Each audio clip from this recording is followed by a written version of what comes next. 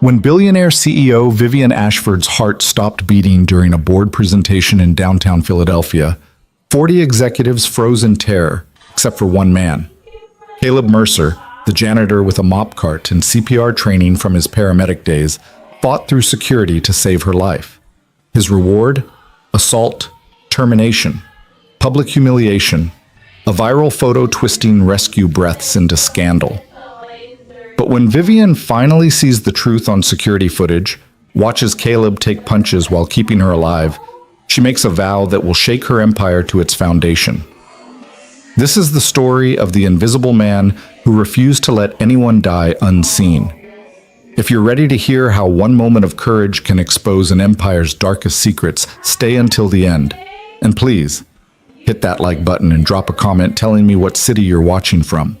I love seeing how far these stories travel. The fluorescent lights in the Ashford Industries boardroom cast everything in cold corporate white. 47th floor. Floor-to-ceiling windows overlooking Philadelphia's skyline. Mahogany table polished to a mirror shine. 23 executives in tailored suits, tablets glowing, faces arranged in carefully neutral expressions of attention. Vivian Ashford stood at the head of the table, her silver-streaked dark hair pulled back severely, her charcoal suit immaculate. At 52, she'd built a pharmaceutical empire through brilliant acquisitions and ruthless efficiency. Her voice carried the kind of authority that came from 3 decades of never being wrong. The Q4 projections show a 17% increase over last year, she said, advancing the slide with a subtle gesture. Our new distribution partnerships in the Midwest have exceeded... She stopped mid-sentence. Her hand went to her chest. Just a flutter. A strange tightness. CFO Gordon Price leaned forward, his perpetually tanned face creasing with concern that looked practiced. Vivian? I'm fine, she said automatically. The words came out slightly breathless. Just need a moment. She wasn't fine. The tightness became pressure. The pressure became pain, white hot, radiating down her left arm. The room tilted sideways. Vivian heard someone gasp, heard her own tablet clatter against the mahogany, heard Gordon's voice from very far away saying her name. Then the floor rushed up to meet her, and everything went black. Yeah. 3 floors down, Caleb Mercer pushed his janitorial cart past the executive elevator bank, his shoulders aching from the double shift he'd pulled. At 34, he looked older, the kind of tired that came from sleeping 4 hours a night and carrying weight that had nothing to do with the cleaning supplies on his cart. His daughter Lily's school picture was taped inside his supply caddy, visible only when he opened it. 8 years old, gap-toothed smile, braids he'd learned to do from YouTube videos. The reason he worked 2 jobs, the reason he kept moving even when his body begged him to stop. Mercer! The facility's supervisor, a thick-necked man named Dale, appeared around the corner. Executive floor. Someone spilled coffee in the main boardroom. They want it cleaned up now. Caleb nodded, already redirecting his cart toward the service elevator. On it. And Mercer? Don't dawdle. Those people don't like seeing the help. The words stung the way they always did, that casual dismissal, the reduction of his existence to something that needed to stay invisible. But Caleb just nodded again, stepped into the service elevator, and pressed 47. The ride-up was smooth and silent. Ashford Industries occupied the top 15 floors of this building, a glass and steel monument to pharmaceutical success. Caleb had been cleaning here for 8 months, ever since he'd lost his EMT certification over a DUI from 5 years ago. A mistake that followed him like a shadow, closing doors before he could even knock. The elevator doors opened onto chaos. Someone call 911. She's not breathing. Do something! Caleb's training kicked in before his brain caught up. He abandoned his cart and moved toward the commotion, his heart rate spiking, muscle memory overriding every instinct that screamed at him to stay invisible. The boardroom was packed with people forming a useless circle around someone on the floor. Executives stood frozen, their expensive suits and careful neutrality shattered by the one thing money couldn't control, sudden death. Caleb pushed through. Move! Everyone move back! Gordon Price's voice cut through the panic. Who the hell are you? EMT, Caleb said, the old title coming automatically, even though it wasn't technically true anymore. He dropped to his knees beside Vivian Ashford. She was flat on her back, lips already showing a faint blue tinge. No rise and fall of her chest, no pulse at her carotid artery when Caleb pressed his fingers against her neck. Cardiac arrest. She needs CPR, Caleb said, already positioning his hands at the center of her chest. Has anyone called 911? Security's handling it, someone said. That wasn't the same thing, but Caleb didn't have time to argue. He started compressions, 30 hard, fast pumps, pushing down 2 inches, letting the chest fully recoil between each one. The training was 5 years old, but carved into his muscle memory. Staying alive, tempo, 100 beats per minute, don't stop. What are you doing? Gordon grabbed Caleb's shoulder. Get away from her. Caleb shrugged him off without breaking rhythm. She's in cardiac arrest. If someone doesn't do CPR, she dies. Security, Gordon shouted. Security! Caleb tilted Vivian's head back, lifted her chin, pinched her nose. 2 rescue breaths, watching for chest rise. Her lips were cool against his. He tasted coffee, her last moment of normalcy before her heart betrayed her. A woman screamed. Oh my God, he's kissing her! Someone stop him! He's assaulting her! The voices built on each other, panic feeding panic, creating a narrative that had nothing to do with what was actually happening. But Caleb had no breath to explain. He went back to compressions, counting under his breath, waiting for the ambulance that should have been here already. Security arrived like a storm. The first guard grabbed Caleb from behind, trying to pull him off. Caleb twisted away, maintaining the compression rhythm. She'll die. I have to. A fist caught him in the ribs. Pain exploded through his side, but he kept going. 30 compressions, 2 breaths, another cycle. Vivian's color was getting worse. Get him off! Gordon's voice, high and panicked. 2 more guards joined in. Someone drove a knee into Caleb's kidney. He gasped, saw stars, but kept his hands locked over Vivian's sternum. Don't stop. Never stop. 4 minutes without oxygen means brain damage. 6 minutes means... They yanked him backward hard enough to slam him against the conference table. His head cracked against the edge. Blood trickled warm down his neck. Through blurred vision, he saw Vivian lying motionless, surrounded by people doing nothing. Please, Caleb choked out. She needs... A guard's boot caught him in the stomach. He doubled over, retching, tasting copper. Restrain him, Gordon ordered, and someone get Ms. Ashford out of here. She needs CPR. Caleb tried to crawl forward. Another kick, this one to his shoulder. He heard something crack. You're killing her! But he couldn't reach her. 2 guards pinned him to the floor, while the others finally, started doing something that looked like compressions, their movements uncertain and too slow. Caleb counted in his head. 30 seconds since his last compression. 45. A minute. Then, impossibly, Vivian coughed. The sound cut through everything, a wet, desperate noise that meant air, movement, life. She coughed again, her body curling reflexively, and someone shouted for the paramedics who'd apparently just arrived. Caleb sagged against the floor, relief flooding through him so intensely he almost missed the pain. She was alive. Whatever else happened, she was alive. Get him out of here, Gordon said coldly. Take him to security. I want every second of this reviewed. They dragged Caleb out through the service entrance, away from the paramedics loading Vivian onto a stretcher, away from the executives who'd watched him get beaten for saving a life. His ribs screamed with every breath. His head throbbed. Blood soaked the collar of his work shirt, but Vivian Ashford was breathing. That had to be enough. The security office smelled like stale coffee and old carpet. Caleb sat in a hard plastic chair, hands zip-tied in front of him, while 3 guards stood around him like he was dangerous. Dale, the facility's supervisor, burst in 40 minutes later, his face purple with rage. What the fuck did you think you were doing? CPR, Caleb said quietly. His ribs hurt too much to speak loudly. She wasn't breathing. She had no pulse. You put your mouth on a company executive. Dale's spit flew with each word. You assaulted her in front of 20 witnesses. That's not... I was doing rescue breaths. It's part of... Shut up. Dale turned to the head of security, a graying man named Patterson. Tell me you got this on camera. Every angle, Patterson confirmed. We're reviewing it now. Good.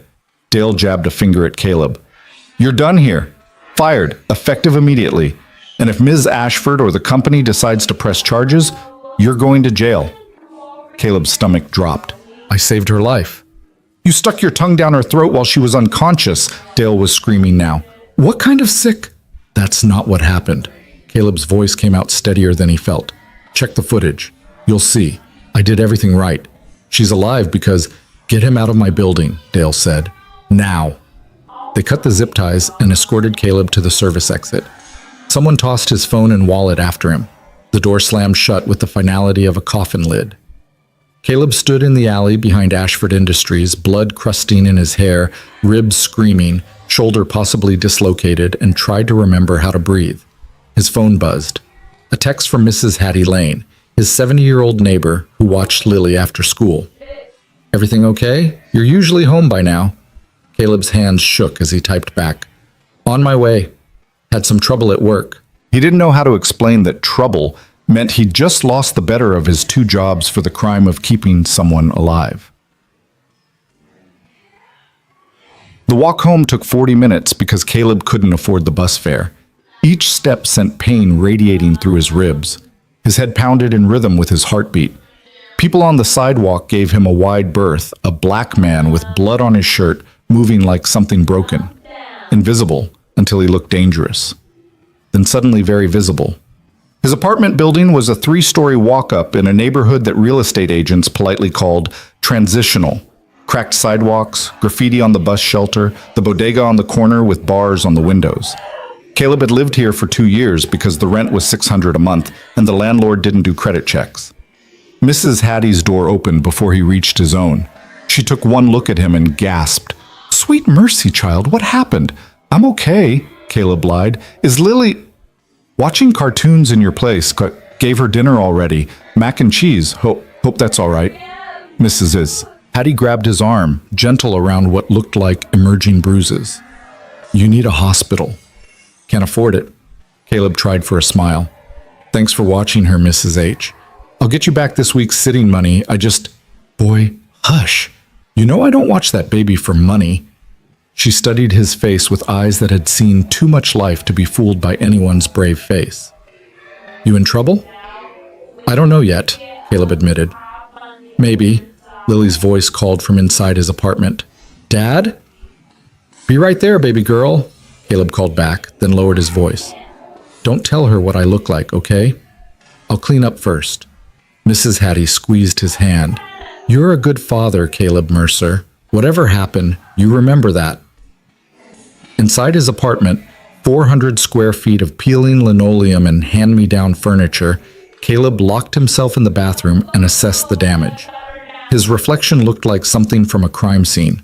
Blood matted his hair. A bruise was already spreading across his cheekbone. His work shirt was torn and stained. He stripped carefully, gasping when the movement pulled at his ribs. Definitely cracked, maybe broken. His shoulder throbbed, but moved when he tested it, dislocated and popped back in during the struggle, probably. The shower ran cold because the water heater was broken again, but Caleb gritted his teeth and washed away the blood. Watched it swirl pink down the drain and tried not to think about what happened next. No job meant no rent money. No rent money meant eviction. Eviction meant... He couldn't let himself finish that thought. When he emerged in clean clothes, sweatpants and a hoodie that hid the bruises, Lily was sitting on their second-hand couch, her homework spread across the coffee table. She looked up and smiled, and Caleb's heart clenched with love so fierce it hurt worse than his ribs. You're late, she said, but her tone was gentle. At 8, she already knew not to push too hard about things that made her dad look sad. I know, baby. I'm sorry. Caleb sat down carefully, trying not to wince. How was school? Good. We're learning about the water cycle. She showed him a diagram she'd drawn. Clouds, rain, rivers, ocean, repeat. Mrs. Patterson says I'm really good at science. That's because you're brilliant. Caleb pulled her close, breathing in the smell of her strawberry shampoo. The most brilliant kid I know. Dad? Lily looked up at him. Are you sick? You sound funny. Just tired, baby girl. Long day. He kissed the top of her head. You finish your homework. I need to make some calls, okay? What he actually needed was to figure out how to survive what was coming. The next morning, Caleb's phone exploded. The first notification was an email from Ashford Industries HR. Your employment has been terminated effective immediately for gross misconduct and violation of company policy. Final paycheck will be mailed within 72 hours. The second was a text from his other job, night shift warehouse work. Saw the news. Can't have you here. Sorry, man. Caleb's hands went numb. What news? He opened his browser and immediately wished he hadn't. The headline from Philadelphia Daily Pulse screamed, "Janitor fired after inappropriate contact with CEO." Below it, a photograph. Grainy security camera still. Caleb leaning over Vivian Ashford, his mouth near hers, her body limp beneath him. The angle made it look nothing like CPR. It looked like exactly what those executives had screamed about. Assault. The article was worse.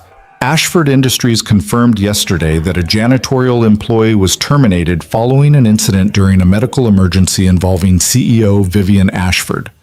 While details remain unclear, sources indicate the employee made inappropriate physical contact with Ms. Ashford while she was unconscious.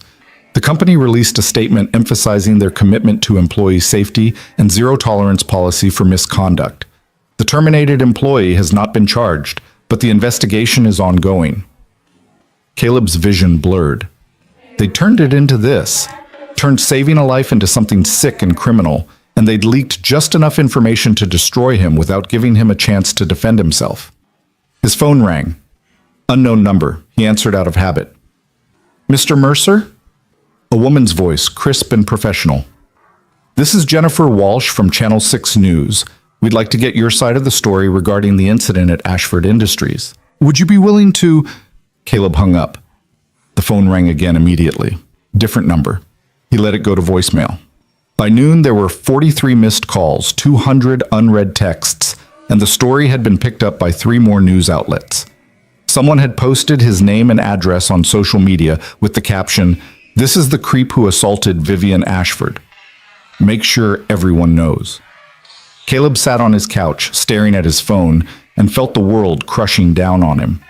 A knock on the door made him jump. "Mr. Mercer?"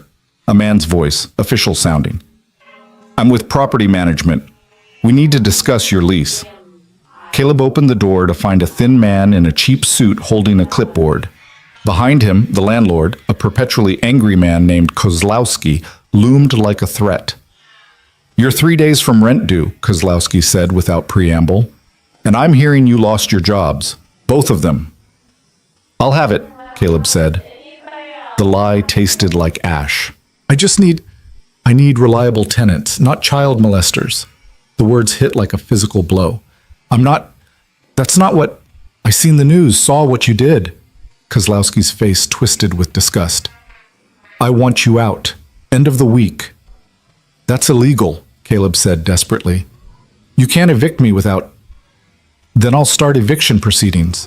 Either way, you're gone." Kozlowski turned to leave.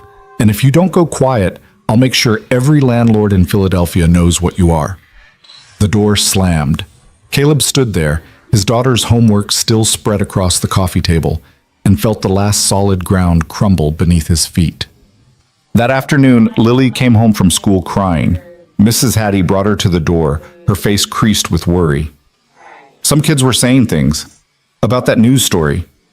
Lily ran past them both, straight to her room, and slammed the door. Caleb followed, knocking gently. "Lily, baby girl, can I come in?" Silence. "Lily, please, talk to me." The door opened a crack. His daughter's face was blotchy and tear-stained. "Madison's mom says you're a bad person. She says you hurt someone." Caleb's heart shattered. He knelt down to her level, ignoring the screaming pain in his ribs. "Baby, I didn't hurt anyone. I helped someone. A woman was very sick, and I helped make her better. But some people don't understand that, and they're saying things that aren't true." "Then why did they fire you?" Lily's voice was so small. "Because—" Caleb searched for words that would make sense to an 8-year-old, came up empty. "Because sometimes grown-ups make mistakes. But I promise you, I didn't do anything wrong. I saved a woman's life." "Then why is everyone so mad at you?" "I don't know, baby girl. I really don't know." Lily threw her arms around his neck, sobbing into his shoulder. Caleb held her and felt his own tears finally come, silent, hot, endless. He'd done everything right. Every compression, every breath, every decision made in those terrible seconds when Vivian Ashford's heart stopped beating. He'd saved her life, and this was his reward. That's it. The week that followed was a masterclass in how quickly a life could collapse. Caleb applied to 17 jobs, got 3 callbacks, lost all 3 when they Googled his name and found the articles. The eviction notice came on Thursday, formal, legal, stamped with the kind of bureaucratic finality that didn't care about context or truth. His bank account dwindled to $47. He sold his TV, his laptop, anything that might bring in cash. It wasn't enough. Lily stopped talking at school. Her teacher called, concerned. Caleb took the call in the parking lot of a grocery store where he'd been hoping to find day labor work and promised he'd handle it and had no idea how. The internet was merciless. The photo had spawned memes. Dozens of strangers who'd never met him, never spoken to him, had decided they knew exactly who he was. Predator, pervert, criminal. Someone spray-painted rapist on his building's front door. Mrs. Hattie scrubbed it off at 3 in the morning, but Lily had already seen it. And through it all, Caleb's body was breaking down. The adrenaline had worn off, leaving behind injuries that didn't heal because he couldn't rest, couldn't afford a doctor, couldn't stop moving long enough to let his body recover. His ribs sent lightning bolts of pain with every breath. His head throbbed constantly. He developed a cough that wouldn't quit, wet and deep and probably pneumonia if he let himself think about it. But he couldn't think about it, couldn't stop, because stopping meant failing Lily, and that was the one thing he absolutely could not do. On Sunday morning, 1 week after saving Vivian Ashford's life, Caleb woke up feeling worse than he'd ever felt in his life. Fever burned through him. The room spun when he tried to sit up. His cough brought up something dark and alarming. He made it to the bathroom barely and threw up until there was nothing left. Lily knocked on the door. Dad? You okay? Fine, baby. His voice was a rasp. Just give me a minute. But when he tried to stand, his legs wouldn't hold him. He slid down the bathroom wall, his vision tunneling, and thought with perfect clarity, "This is how I die, alone on a bathroom floor while my daughter waits outside." Then he thought, at least Vivian Ashford lived, and the world went dark. Mrs. Hattie found him 20 minutes later. She'd heard the thud when Caleb hit the floor, heard Lily's frightened voice calling for her dad, and used the emergency key Caleb had given her months ago. The bathroom door wasn't locked. Caleb lay crumpled against the toilet, his skin gray and slick with sweat, his breathing shallow and rapid. "Sweet Jesus," Mrs. Hattie breathed. She dropped to her knees beside him, her old joints protesting, and pressed her palm to his forehead. Burning up. "Lily, honey, go to my apartment and call 911. Can you do that for me?" "Is Dad going to die?" Lily's voice was tiny, terrified. "No, baby, but he needs help right now. Go, dial 911 and tell them we need an ambulance. Can you remember this address?" Lily nodded, tears streaming down her face, and ran. Mrs. Hattie turned back to Caleb, patting his cheek. "Come on now, child. Don't you dare give up. That baby needs you." Caleb's eyelids fluttered. His lips moved, forming words without sound. "Save your strength," Mrs. Hattie said firmly. She grabbed a towel, ran it under cold water, and pressed it to his forehead. His fever was dangerous, the kind that could cause seizures or worse, and his breathing sounded wrong, rattling in his chest like broken glass. The ambulance took 11 minutes to arrive. By then, Lily had returned and was sitting on the bathroom floor next to her father, holding his limp hand, whispering, "Please don't leave me, Daddy, please." Mrs. Hattie had to physically pull her away when the paramedics came through. They loaded Caleb onto a stretcher with efficient, practiced movements. One of them, a young woman with kind eyes, recognized him from the news. Mrs. Hattie saw the flicker of recognition, saw the woman's expression harden. "Wait," Mrs. Hattie said sharply. "I don't care what you heard. This man saved a woman's life. Now you save his." The paramedic's face softened slightly. "We'll do our best, ma'am." They wheeled Caleb out, and Mrs. Hattie followed with Lily clinging to her hand, both of them watching the ambulance doors close on the only father that little girl had ever known. Vivian Ashford woke in her own bed 3 days after her cardiac arrest, surrounded by machines that beeped and hummed and generally made her feel like a science experiment. Her personal physician, a man she paid an obscene amount to be available at all hours, sat beside her, looking relieved. "Welcome back, Ms. Ashford. You gave us quite a scare." "What happened?" Vivian's voice was hoarse, her throat raw. "Sudden cardiac arrest, ventricular fibrillation. If you'd been alone or if help hadn't arrived immediately..." He trailed off, the implication clear. Vivian's memory was fragmented. She remembered the presentation, the pressure in her chest. Then nothing, just a vast, dark void that tried to swallow her whole. And then a voice. Someone calling her back. Hands on her chest. The taste of air forcing its way into her lungs. "Who did CPR?" she asked.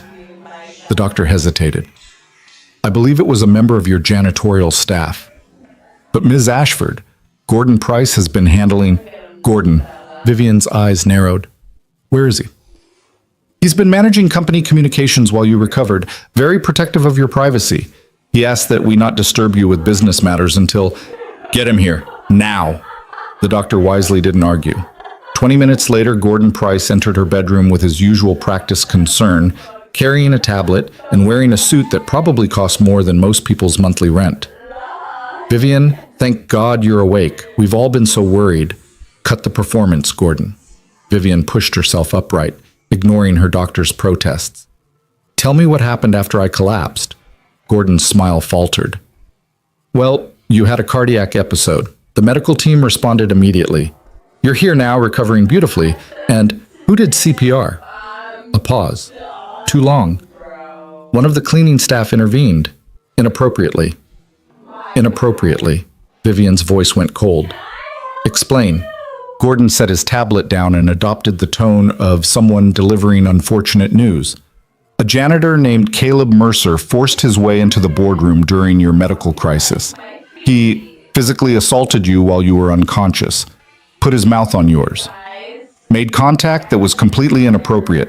Several executives witnessed it and were understandably traumatized. Security had to physically remove him." Vivian stared at him.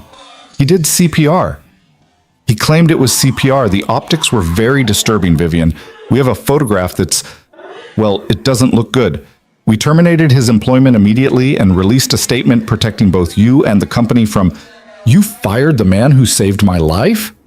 He assaulted you!" Gordon's voice rose slightly, then he caught himself. "Look, I understand this is upsetting, but we had to think about liability, about your reputation, about what this would look like if it got out that some janitor was allowed to show me the security footage. I don't think that's wise right now. You're still recovering and..." "Gordon?" Vivian's tone could have frozen nitrogen. "Show me the fucking footage, now!" He flinched. In 15 years of working together, she'd never spoken to him like that. "Vivian, I really think... do you want to remain CFO of this company?" The threat hung in the air, crystal clear. Gordon pulled out his tablet with shaking hands and pulled up the security files. There are multiple angles. The main boardroom camera has the clearest view. He set the tablet on her bed and pressed play. Vivian watched herself collapse. Watched 23 executives freeze like deer in headlights. Watched a black man in janitorial coveralls push through the crowd and drop to his knees beside her without hesitation. She watched him check for a pulse, position his hands, start compressions. Perfect form. Perfect. Perfect rhythm. Exactly what you were supposed to do when someone's heart stopped beating. She watched him give rescue breaths, quick, efficient, nothing remotely sexual about it, and heard someone off camera scream that he was kissing her. She watched Gordon grab the man's shoulder, trying to pull him away. She watched the man continue CPR. And then she watched 3 security guards beat him. They hit him in the ribs. The kidney, slammed his head against the conference table, and through it all he kept trying to reach her, kept trying to continue compressions, kept saying, "She needs CPR, please, she'll die." They dragged him away bleeding. And 30 seconds later, exactly as long as it took for someone else to start inadequate compressions, Vivian watched herself cough back to life. The video ended. Vivian looked up at Gordon. Her voice was very, very quiet. "You watched this footage and decided that man assaulted me?" The optics. He saved my life while getting beaten, and you fired him. We had to protect the company. If this got out, if people thought we were allowing staff to get out. Gordon blinked. I'm sorry? Get out of my house. Get out of my sight. And start praying I don't have security throw you out the same way yours threw out the man who kept me alive. Vivian, you're not thinking clearly. You've been through trauma. Once you've had time to process, out! The word came out as a roar that sent pain through her chest, but she didn't care. Now! Gordon fled. Vivian's doctor rushed back in. Ms. Ashford, you need to stay calm. Your heart... My heart stopped beating, and a man named Caleb Mercer brought me back. Vivian's hands were shaking. And my company destroyed him for it. I need my phone. I need my laptop. You need rest. Doctor's orders. I need to find Caleb Mercer. It took her 2 days to get strong enough to leave bed. Another day to convince her medical team she wasn't going to immediately collapse again. By then, she'd had her assistant compile everything. Caleb's employment file, the news articles, the social media posts, the leaked photograph, the address where he lived. The picture painted itself in brutal detail. A 34-year-old single father, former EMT who'd lost his certification over a DUI, working 2 jobs to support his daughter, fired from both after saving Vivian's life, evicted, publicly destroyed, and it was all her company's fault. No, it was her fault. Her empire, her CFO, her security team, her culture that protected optics over human decency. Vivian sat in the back of her town car, staring at the address in a neighborhood she'd never had reason to visit. Her driver looked uncomfortable. Ma'am, are you sure about this? This area isn't... We could send someone else to... I'm sure. The building was exactly what she expected. Run down, covered in graffiti, bars on the ground floor windows. The kind of place people lived when they had no other choices left. Vivian climbed out of the car despite her driver's protests. Her legs felt weak, but she forced them to work. She'd spent 3 days in bed. Caleb Mercer had spent a week being destroyed by her company. The least she could do was walk up 3 flights of stairs. The climb left her winded and dizzy. She stood outside apartment 3B, breathing hard, wondering what the hell she was going to say. An elderly black woman opened the door across the hall before Vivian could knock. Can I help you? I'm looking for Caleb Mercer. I know who you are. The woman's voice was cool. Seen you on TV. You're the one he saved. Yes, I need to see him, to thank him, to... He's not here. Vivian's stomach dropped. Where is he? The woman studied her for a long moment. You really don't know, do you? Your people been destroying that man for a week. Fired him, got him evicted, turned the whole city against him, and you sitting in your mansion don't even know where he ended up. Please, Vivian said, tell me where he is. St. Vincent's Hospital, collapsed Sunday morning, pneumonia, dehydration, infected injuries from when your security guards beat him.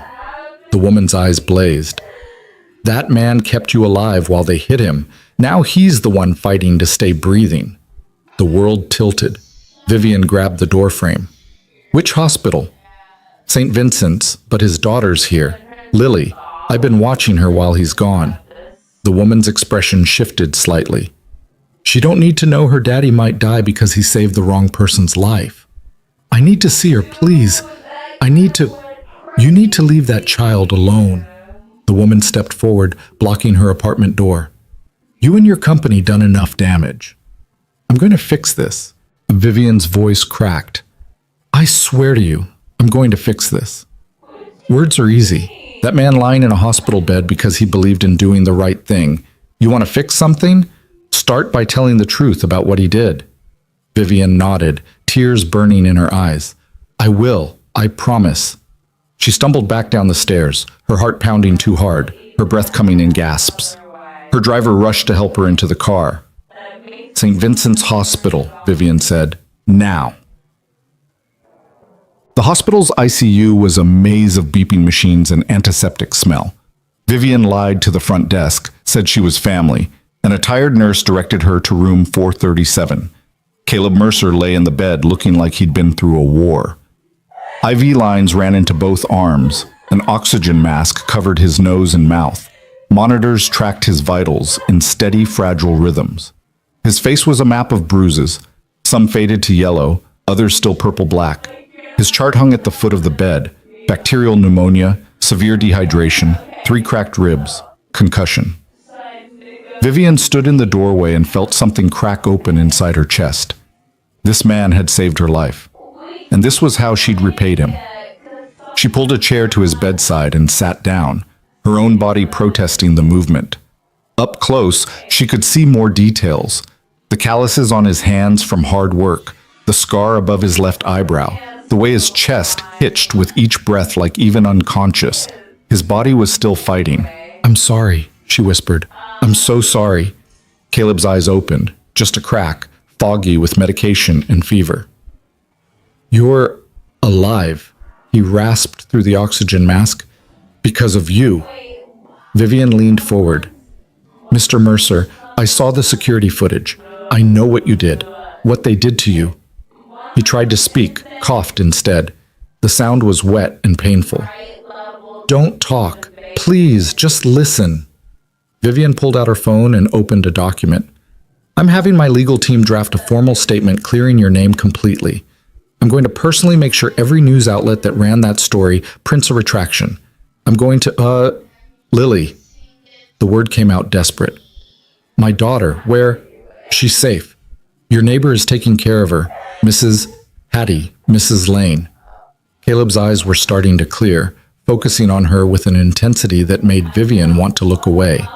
"You shouldn't be here. Your company will. My company will do exactly what I tell them to do." Vivian's voice turned to steel. "And what I'm telling them is that you are not the villain in this story. They are." "Nobody's going to believe that." Caleb coughed again, his whole body spasming with the effort. "I'm just the help. You're Vivian Ashford. You're the man who saved my life while getting beaten for it." Vivian stood up, her mind racing with everything she needed to do.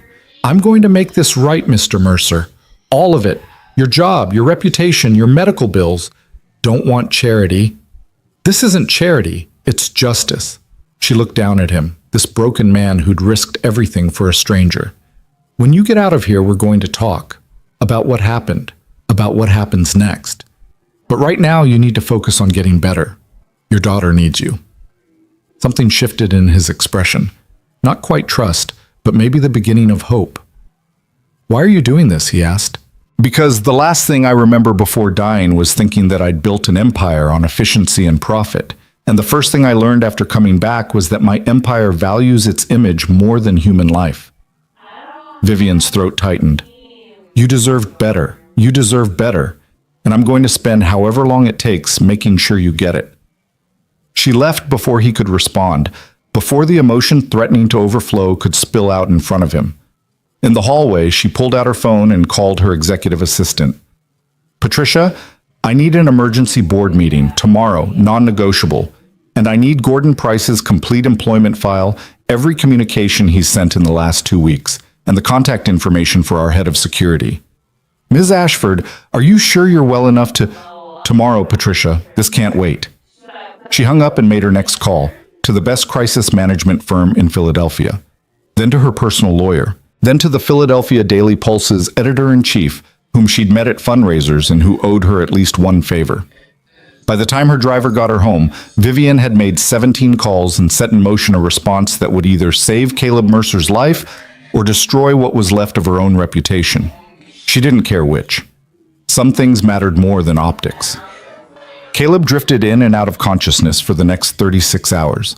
The antibiotics were working, but slowly, his body too run down from weeks of stress and inadequate food to mount a quick defense.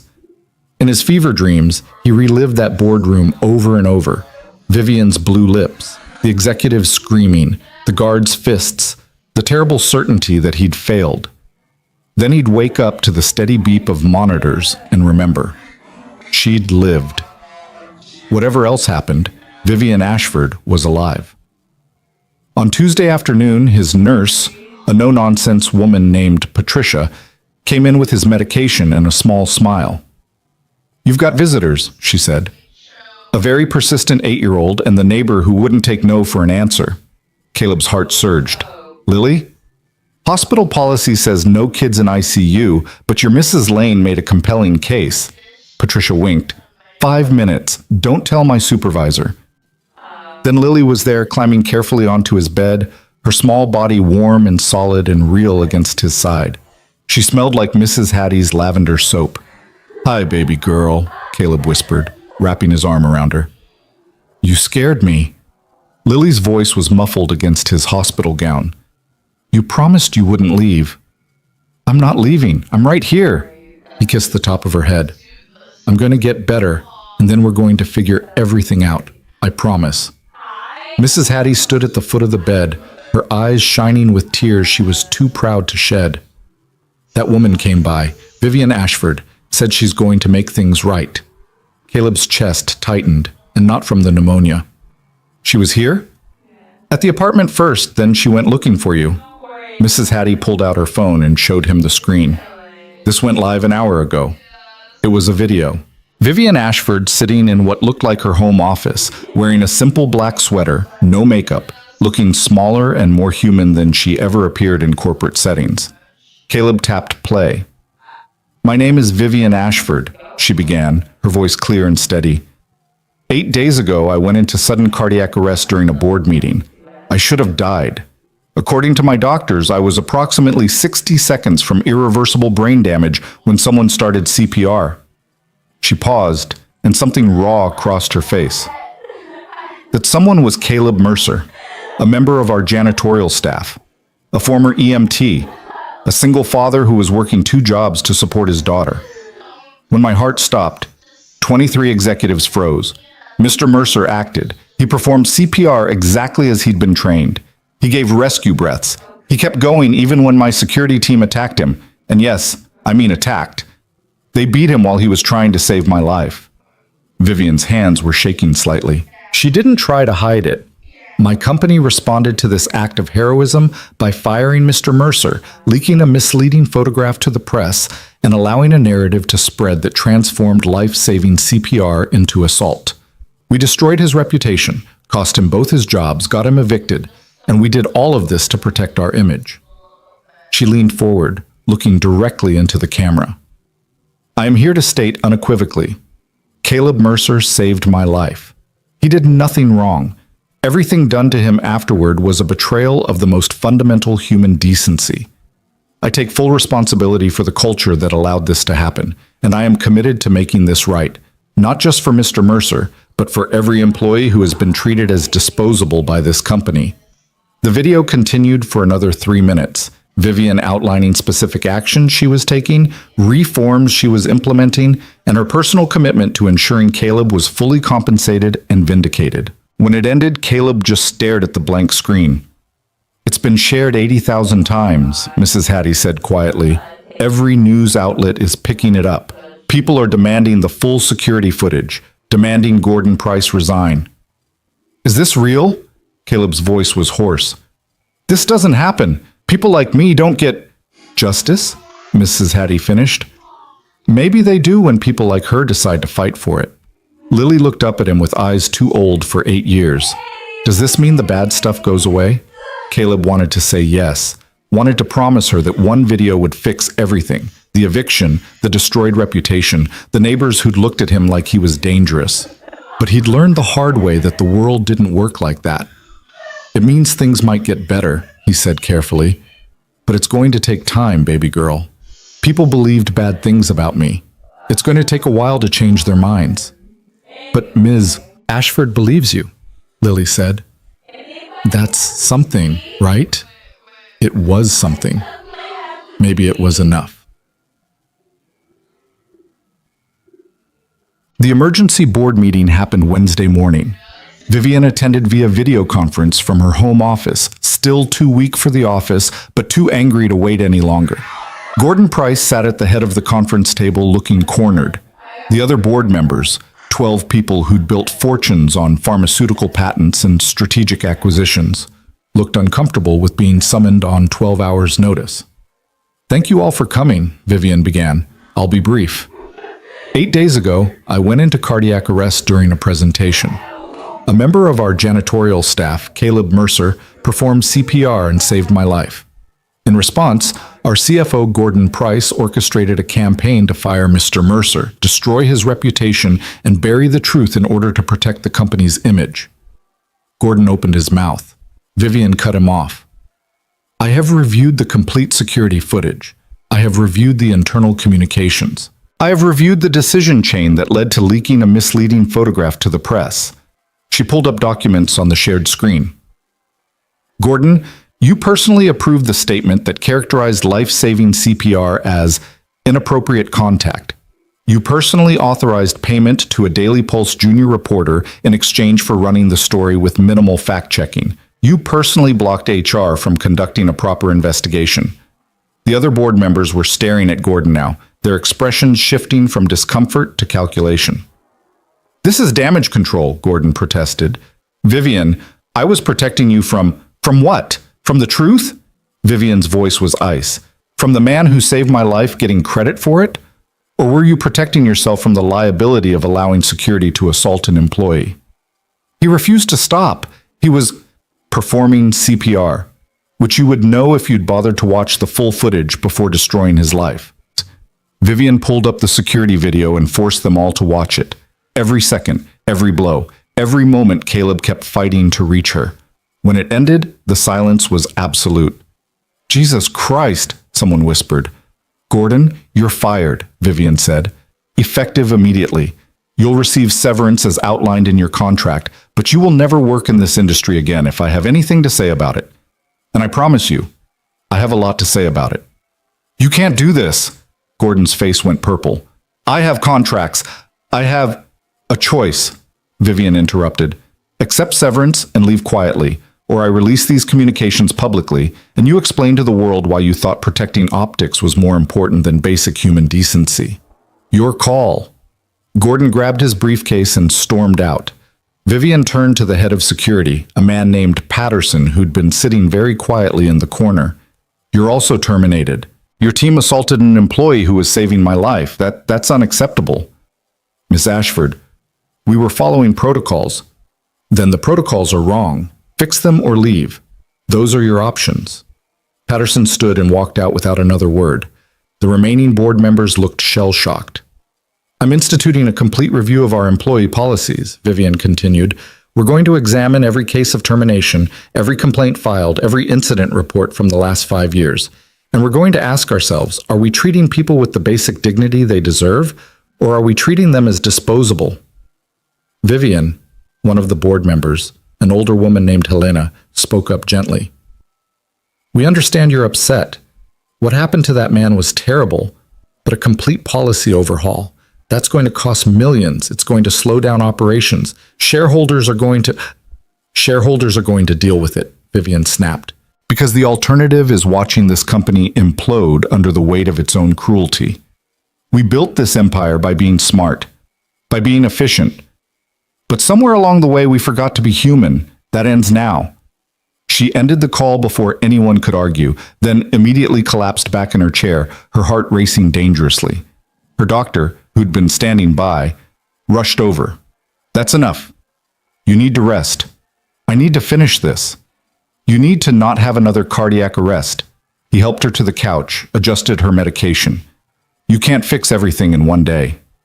I can try. But her body had other ideas. The adrenaline faded, leaving behind exhaustion so profound she could barely keep her eyes open. Her doctor insisted she sleep, and for once, Vivian didn't fight him. She dreamed of Caleb Mercer's voice calling her back from the dark, of his hands on her chest, refusing to give up even as they beat him, of the crushing weight of knowing she'd almost let him die invisible. When Vivian woke 6 hours later, her phone had exploded with notifications. The video had gone viral, 2 million views and climbing. News outlets were demanding interviews. Social media had turned Caleb Mercer from villain to hero in the span of a single news cycle. And buried in the avalanche of messages was one that made her sit up despite her doctor's protests. It was from her head of PR, marked urgent. Gordon Price just gave an interview to Channel 6. He's claiming you're having a mental breakdown and that Caleb Mercer manipulated you while you were vulnerable. They're airing it tonight at 6. Vivian checked the time. 5:45. She turned on the television and waited, her jaw clenched so tight it ached. Gordon appeared on screen at exactly 6 o'clock, sitting in someone's tastefully decorated living room, wearing a concerned expression that would have been convincing if Vivian hadn't worked with him for 15 years. "I want to be clear," Gordon was saying. "I have nothing but respect for Vivian Ashford. She built an incredible company, but she's not well. She went through a traumatic medical event, and I think, and her doctors would probably agree, that she's not in a position to make sound decisions right now." The interviewer, a sharp-eyed woman named Rebecca Torres, leaned forward. "Are you suggesting Ms. Ashford's statement about Caleb Mercer was inaccurate?" "I'm suggesting she's viewing the incident through the lens of trauma and gratitude, which is understandable. But the fact remains that this man, this janitor, put his mouth on her while she was unconscious, in front of witnesses. That's not appropriate, regardless of his intentions. The security footage shows him performing CPR.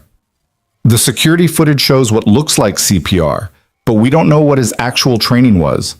We don't know what his motivations were." Gordon's voice dropped to something that sounded like sympathy. "Look, I feel for the guy. I really do. But Vivian's not thinking clearly.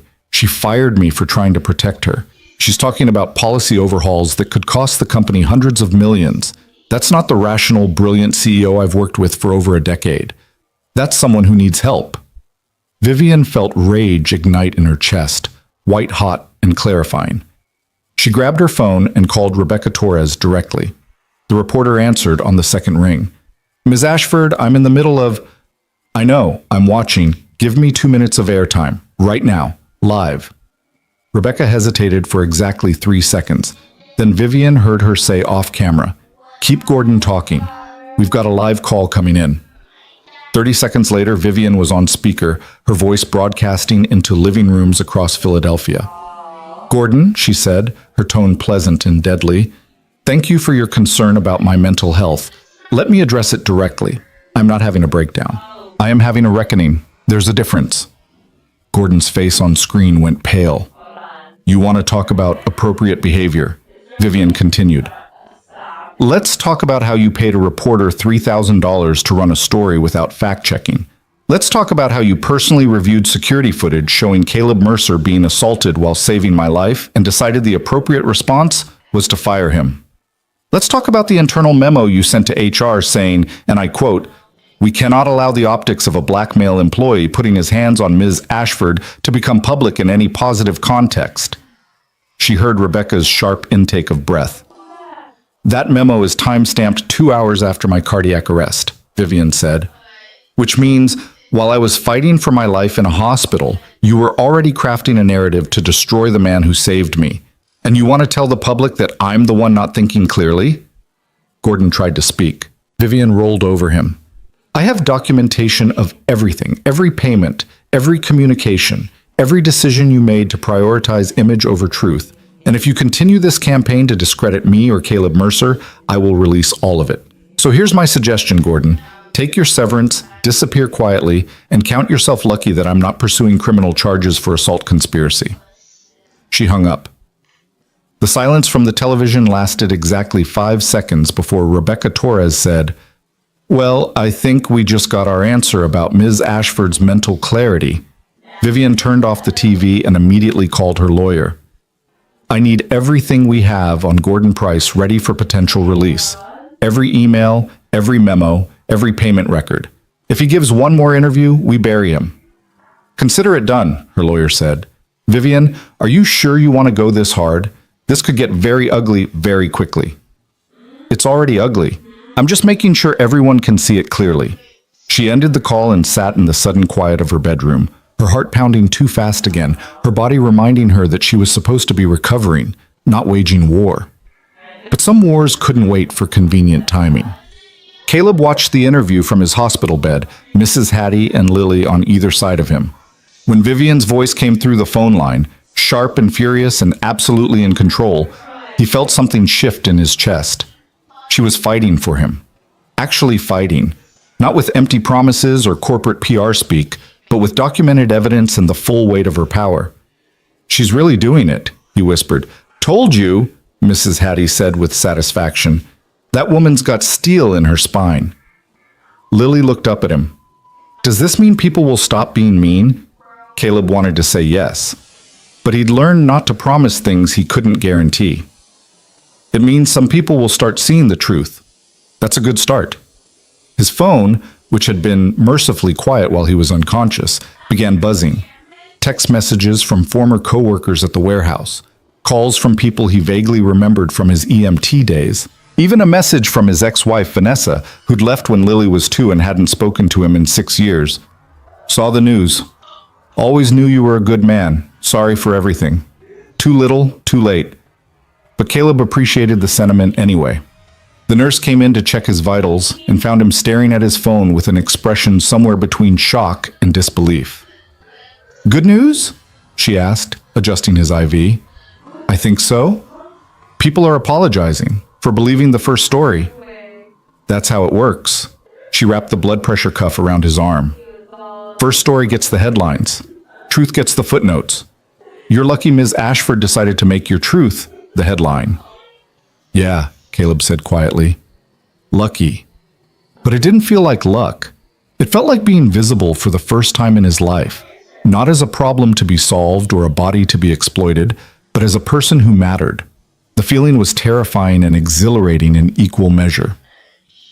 By Thursday morning, the story had reached national news. CNN ran a segment on corporate accountability. The New York Times published an op-ed about the invisibility of essential workers. Social media was flooded with stories from people who'd been fired, discredited, or punished for doing the right thing. Caleb became a symbol, which was uncomfortable and strange and not at all what he'd signed up for when he started CPR. His hospital room turned into a rotating circus of visitors.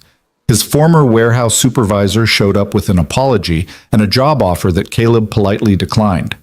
A lawyer specializing in wrongful termination offered to represent him pro bono in any lawsuits he wanted to file. 3 different news outlets wanted exclusive interviews. He said no to all of them.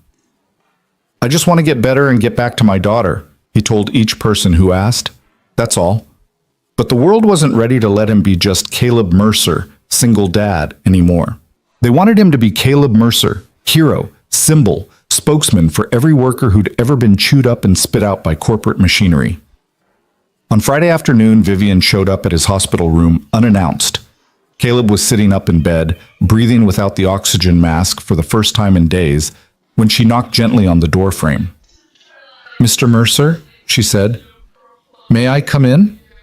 He nodded, suddenly very aware that he was wearing a hospital gown and probably looked like hell. Vivian pulled a chair to his bedside and sat down carefully, moving like someone whose body was still remembering how to work properly. Up close, Caleb could see the exhaustion around her eyes, the way her hands trembled slightly. How are you feeling? She asked. Better. Antibiotics are working. Ribs still hurt, but the doctor says I can probably go home in a few days. He paused. How are you? Recovering, slowly. She smiled faintly. Apparently cardiac arrest takes a while to bounce back from. Yeah, Caleb said. I remember. They sat in silence for a moment, 2 people who'd pulled each other back from death without really knowing each other at all. I wanted to thank you, Vivian said finally. Not just for saving my life, for being willing to fight through what my company did to you. A lesser person would have had options, Caleb interrupted gently. I didn't. When you've got nothing left to lose, you fight because it's the only thing you can do. Vivian flinched. You shouldn't have been put in that position. No, but I was. And now I'm here. Caleb looked at her directly. What happens next? That's what I wanted to talk to you about. Vivian pulled out a folder from her bag. I've had my legal team working on a comprehensive settlement. All your medical bills paid in full. Back pay for both jobs you lost. Housing assistance, enough to cover rent and security deposit on a new apartment. And a formal, notarized statement clearing your name completely, which we'll distribute to every outlet that ran the original story. Caleb stared at the folder. That's too much. It's the bare minimum of what you're owed. Vivian opened the folder, showing him documents with numbers that made his head spin. But there's something else, something I want to propose, though you're under no obligation to accept. What? I want to create a new position at Ashford Industries, Director of Employee Welfare, someone who advocates for the workers everyone else forgets about, someone who can identify problems before they become catastrophes, someone who understands what it's like to be invisible. She paused. I want that person to be you. Caleb's brain short-circuited. You want to hire me after everything that happened? Not hire, partner with. This wouldn't be charity or some feel-good PR move. I need someone who knows what it's like on the ground floor. Someone who won't be afraid to tell me when the company is screwing up. Someone who can build systems that actually protect people instead of protecting image. I'm not qualified for something like that. I'm a janitor. I was an EMT. I don't know anything about corporate. You know more than you think. Vivian's voice was firm. You know what it feels like to work 2 jobs and still not make ends meet. You know what it's like to be treated as disposable. You know what it's like when the system is designed to chew people up. That's exactly the expertise I need. Caleb's hands were shaking. He pressed them flat against his thighs. Why me? You could hire someone with degrees, experience, actual credentials. Because someone with credentials would design programs that look good on paper and do nothing in practice. Vivian leaned forward. I don't want good optics, Mr. Mercer. I want real change. And I think you're the person who can help me build it. I need to think about it, Caleb said. I need to talk to my daughter. I need to take all the time you need, Vivian said. The offer stands whenever you're ready. But Caleb? She used his first name for the first time. You saved my life. Now let me help you build one worth living. She left the folder on his bedside table and walked out, leaving Caleb staring at documents that promised a future he'd never dared to imagine. Mrs. Hattie brought Lily to visit that evening. His daughter climbed carefully onto the bed, curled against his side, and said, The kids at school are being nice again. Madison's mom apologized for saying you were bad. That's good, baby girl. Mrs. Hattie says we might get a new apartment, one without roaches.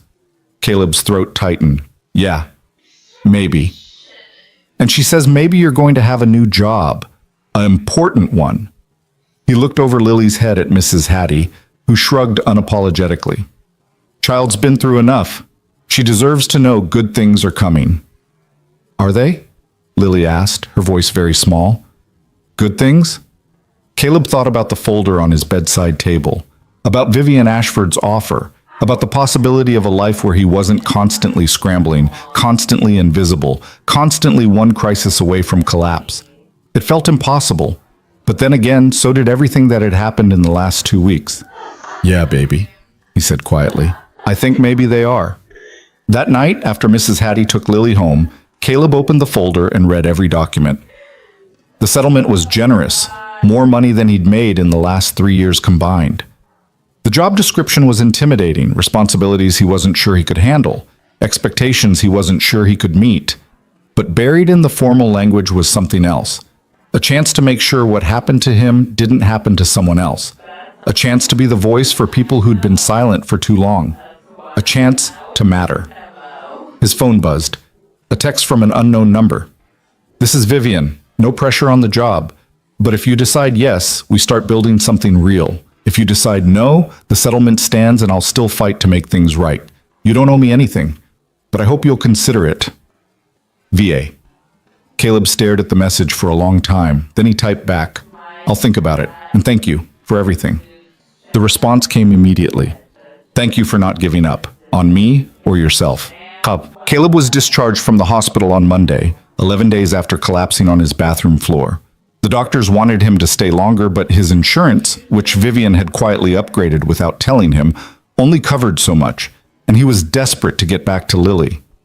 Mrs. Hattie picked him up in her ancient Toyota, chattering the whole drive about how Lily had been doing in school, how the apartment manager had been sniffing around asking questions, how the whole neighborhood was buzzing about their hero. You're famous now, she said, pulling up to their building. Everybody knows what you did. I just want things to go back to normal, Caleb said. Honey, normal wasn't working for you. Maybe famous is better. The apartment felt different when he walked in. Not physically, still the same cramped space with peeling paint and questionable plumbing. But the atmosphere had shifted. Lily had drawn a "Welcome Home, Daddy" sign and taped it to the wall. Someone had left a casserole on the counter with a note. From 2B, proud to have a hero in the building. Caleb sat on the couch and felt tears threaten for the first time since all of this started. He'd been so focused on surviving, on fighting, on just making it through each day that he hadn't let himself feel the weight of it. Now, in the quiet safety of his home with his daughter asleep in the next room, it all crashed down. He cried silently, his shoulders shaking, his breath hitching in his damaged ribs. Cried for the week he'd spent being destroyed, for the fear that he'd failed Lily, for the humiliation and pain and desperate clawing hopelessness. And then he cried from relief, because he'd survived, because Vivian had fought for him, because maybe, just maybe, things were going to be okay. When Lily woke up and found him on the couch, she crawled into his lap without a word and held him the way he'd held her through every nightmare, every hard day, every moment when the world felt too big and scary. "I love you, Daddy," she whispered. "I love you too, baby girl, so much." They sat like that until the morning light started filtering through the windows, two people who'd survived something terrible and were still here, still together, still fighting. The next morning, Caleb called Vivian. She answered on the second ring. "Mr. Mercer, how are you feeling?" "Sore, tired, but alive." He took a breath. "I've been thinking about your offer." "And?" "I want to say yes, but I need to be honest with you. I don't know if I can do this. I don't have the education or the experience or the—" "Caleb," Vivian's voice was gentle but firm. "I'm not asking you to have all the answers. I'm asking you to help me ask the right questions. Can you do that?" He thought about every time he'd watched a coworker get fired for being sick, every time he'd seen someone choose between rent and food, every time the system had chewed up someone who deserved better. "Yeah," he said, "I can do that." "Then we start next week. I'm setting up an office for you at headquarters. You'll have a team, a budget, and full authority to investigate any employee welfare concerns. You report directly to me, and you have my complete support to make whatever changes you think are necessary. What if I screw up? Then we learn from it and try again." He could hear the smile in her voice. "Caleb, I didn't survive cardiac arrest just to play it safe. Let's build something that matters." After they hung up, Caleb sat with his phone in his hand and tried to process what he'd just agreed to. Director of Employee Welfare at one of the biggest pharmaceutical companies in the region. It was absurd. It was terrifying. It was the chance of a lifetime. Mrs. Hattie knocked on his door an hour later with Lily in tow. "Got a delivery for you downstairs. Big fancy car. Driver says it's from Ms. Ashford." Caleb went down to find a moving truck parked at the curb. The driver handed him an envelope. Inside was a key and a note in Vivian's handwriting. "New apartment. 3-bedroom, safe neighborhood, good schools. First year's rent paid. You need stability to do this work. Consider it an investment in the program. VA."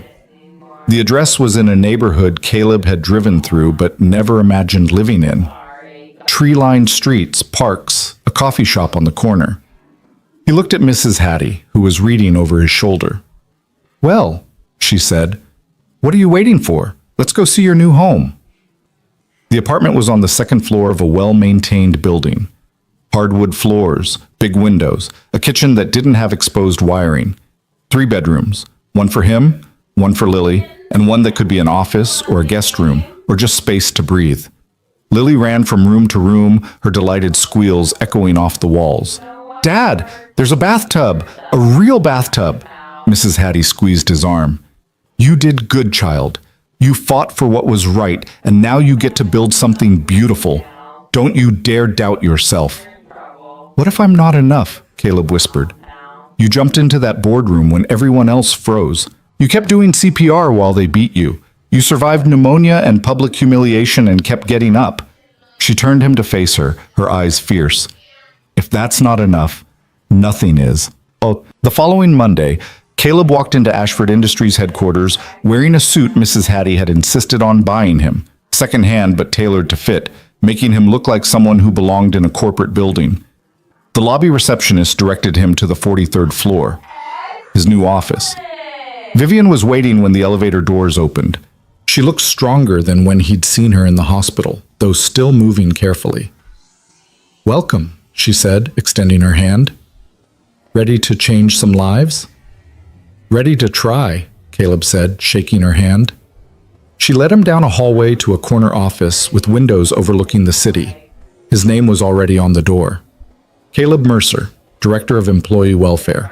Inside, 3 people were waiting. Vivian introduced them as his team, an HR specialist named Marcus who'd been secretly documenting problems for years, a data analyst named Priya who could track patterns in employee complaints, and a social worker named James who'd been volunteering with homeless populations and understood systemic failure.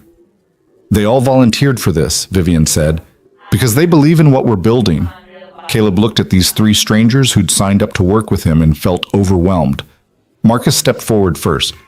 Mr. Mercer, I've been watching this company burn through good people for 8 years. If you're serious about changing things, I'm with you all the way. I'm serious, Caleb said. But I'm going to need your help, all of you, because I don't know what I'm doing. None of us do, Priya said with a grin. That's why this might actually work. We're not following some corporate playbook. We're building something new. Vivian left them to get acquainted, but not before pulling Caleb aside. One more thing.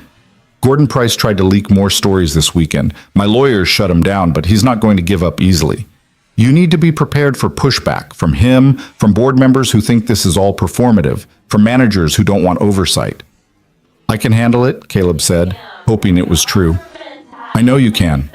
Vivian smiled. That's why you're here. The first week was baptism by fire. Caleb spent Monday learning the company's organizational structure, which was a maze of departments, hierarchies, and power dynamics he'd never seen from the janitorial closet. Marcus walked him through 8 years of documented complaints, everything from wage theft to sexual harassment to managers forcing employees to work through injuries. The files filled 3 bankers' boxes and represented hundreds of people whose voices had been ignored. This is just what I could document without getting fired, Marcus said quietly. There's probably twice as much that never got reported. Caleb stared at the boxes and felt rage settle into his bones, the cold, focused kind that didn't burn out quickly. We're fixing this, all of it. That's ambitious, Priya said. She'd been running data analytics, mapping complaint patterns across departments. The legal department alone has suppressed 43 harassment complaints in the last 2 years. Settlements with NDAs. The pattern suggests systematic protection of managers over employees. Who's the head of legal? Caleb asked. Richard Vance. Been here 20 years, reports directly to the board. Set up a meeting this week. James, the social worker, looked up from the case file he'd been reading. You sure you want to go after legal in your first week? That's declaring war. Good, Caleb said. Let them know we're serious. The meeting with Richard Vance happened Thursday afternoon in a conference room that smelled like leather and old money. Vance was 60, silver-haired, with the kind of polished arrogance that came from never being challenged. He looked Caleb up and down like something he'd scraped off his shoe. Mr. Mercer, I hear you're our new director of, what was it? Employee welfare. The term sounded ridiculous in his mouth, like a joke he didn't get. That's right. Caleb sat down without being invited. Marcus and Priya flanked him. We need to discuss your department's handling of employee complaints. Our handling is legally sound and in full compliance with... Your handling has been bearing legitimate complaints to protect the company's reputation. Caleb slid a folder across the table. 43 harassment cases settled with NDAs in 2 years. That's not compliance. That's cover-up. Vance's face went cold.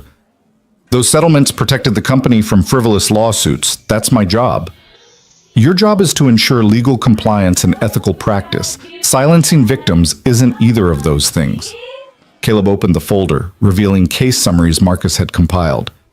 Jessica Chen, logistics coordinator, reported her supervisor for repeated unwanted touching. Your department offered her $20,000 and an NDA. He's still employed. She's gone. That was a he said, she said situation with no witnesses. There were 3 witnesses. They all corroborated her story. Your department never interviewed them. Caleb pulled out another file. David Morrison, warehouse supervisor, reported safety violations that put workers at risk of chemical exposure. Your department threatened him with termination for creating a hostile work environment. He resigned. The violations were never addressed. 2 workers were hospitalized 3 months later. Vance's jaw tightened. You're misrepresenting complex legal situations. I'm reading your own case files. Caleb's voice was quiet but harder than steel. And here's what's going to happen. Every NDA settlement from the last 5 years gets reviewed. Every complaint that was suppressed gets reopened. And any manager or executive who's been protected through legal maneuvering gets investigated properly by my team, with full cooperation from your department. That's absurd. You can't just... I report directly to Vivian Ashford with full authority over employee welfare matters. She signed off on this review yesterday. Caleb stood up. You can cooperate, or you can explain to the board why you're obstructing an investigation she personally authorized. Your choice. Vance stared at him with pure hatred. You're making a mistake. You have no idea how things work in the real world. I know exactly how they work, Caleb said. I spent years being chewed up by how they work. That's why I'm here, to make them work differently.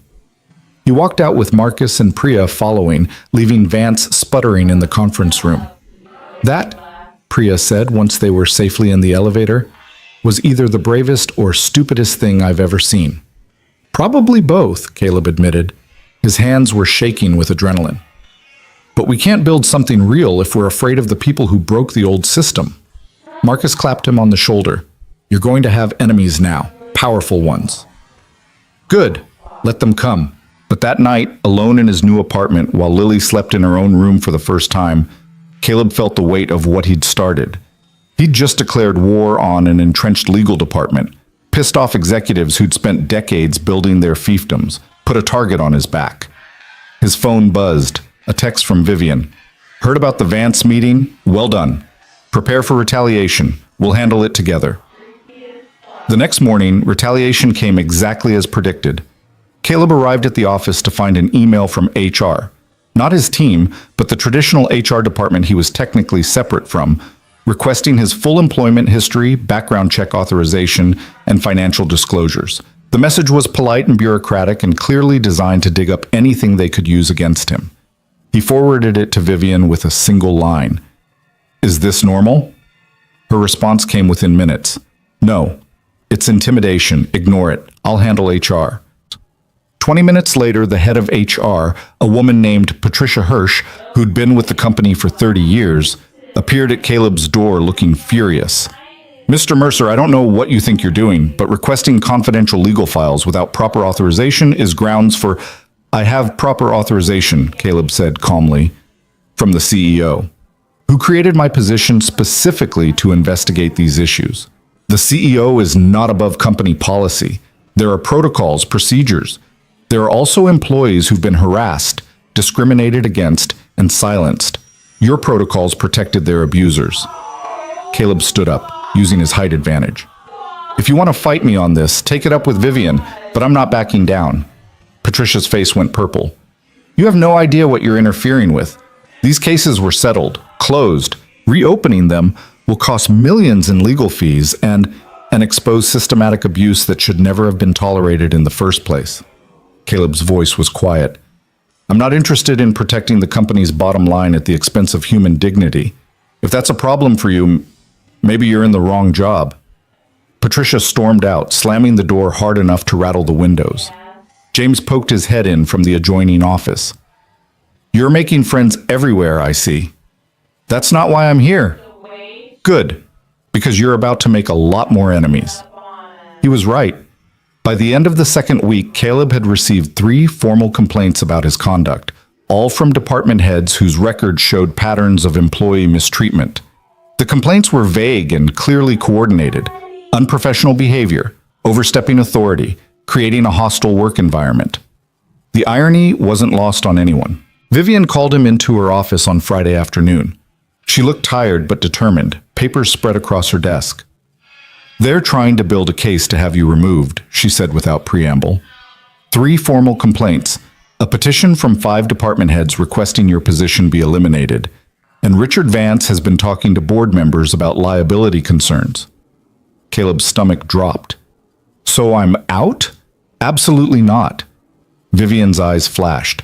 But we need to be strategic. They're going to scrutinize everything you do, every decision, every investigation, every interaction. We can't give them ammunition. I've been doing everything by the book. I know, but they'll twist it anyway. She handed him a document. I've retained an outside law firm to audit your investigations. Everything transparent, everything documented. If they want to come after you, they'll have to go through independent verification first. Caleb scanned the document. This is expensive. So is losing you? Vivian leaned back in her chair. You're doing exactly what I hired you to do, holding people accountable. But power doesn't surrender easily. We have to be smarter than them, more prepared, more thorough. Can you do that? Yes. Good. Because next week we're presenting your first major finding to the board, the Jessica Chen case. We're going to recommend terminating her former supervisor and offering her a formal apology plus compensation. It's going to be ugly. Will the board support it? Some will, some won't, but I will. Vivian's expression softened slightly. Caleb, I know this is harder than you expected. If you want to step back, I don't. The words came out firm and certain. These people deserve someone fighting for them. I'm not quitting. Then let's make sure we win. The board presentation happened on Tuesday morning.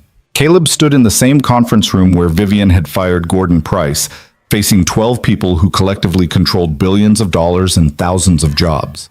He'd rehearsed with Marcus and Priya all weekend, had every fact memorized, every document organized, every counter-argument prepared, but standing there in his second-hand suit, facing people who'd gone to Ivy League schools and sat on multiple corporate boards, he felt the full weight of the class divide. Mr. Mercer, Helena, the board member who'd questioned Vivian's policy overhaul, said coolly, "We understand you've been conducting investigations. We'd like to understand your findings." Caleb took a breath and began. He laid out Jessica Chen's case in methodical detail, the documented harassment, the witness statements that were never collected, the legal settlement that silenced her while protecting her abuser. He presented data showing this wasn't an isolated incident, but part of a pattern where legal settlements were being used to avoid accountability. The supervisor in question, Robert Brennan, has had 4 complaints filed against him in 6 years, Caleb said. Each time, legal settled quietly. Each time, he remained in his position.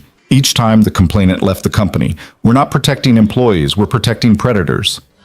A board member named Thomas Chen, no relation to Jessica, leaned forward. These complaints could be fabricated.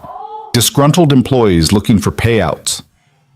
4 different women over 6 years, all describing similar behavior, none of whom knew each other. Caleb kept his voice even. That's not disgruntled employees, that's a pattern. What you're describing could expose the company to significant liability if these cases are reopened. We're already exposed, Vivian cut in. The liability isn't in reopening the cases. It's in the fact that we allowed this behavior to continue. If any of these women decide to go public, and they'd be well within their rights to do so, we look like exactly what we are, a company that valued reputation over people. So your solution is to terminate a 20-year employee based on accusations, based on evidence, Caleb corrected. Multiple witness statements, pattern of behavior. And yes, I'm recommending termination, because keeping him sends a message to every employee that we tolerate abuse as long as you're valuable enough to protect.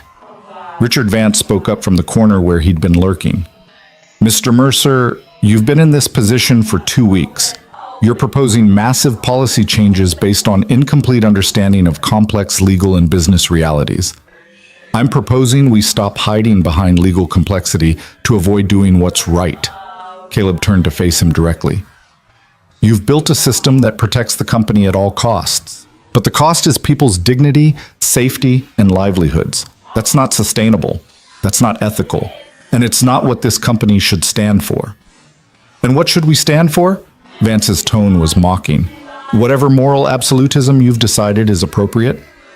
We should stand for treating people like they matter. Caleb's voice rose slightly. For creating workplaces where employees don't have to choose between safety and employment. For accountability that applies to everyone, not just the powerless. Is that really such a radical concept? Silence fell across the room. Helena finally spoke. You're asking us to open ourselves up to lawsuits, negative press, and significant financial exposure based on principle. I'm asking you to do the right thing, Caleb said. And yes, that might be expensive. But how much has silence cost? How many talented people have we lost because we created an environment where abuse was tolerated?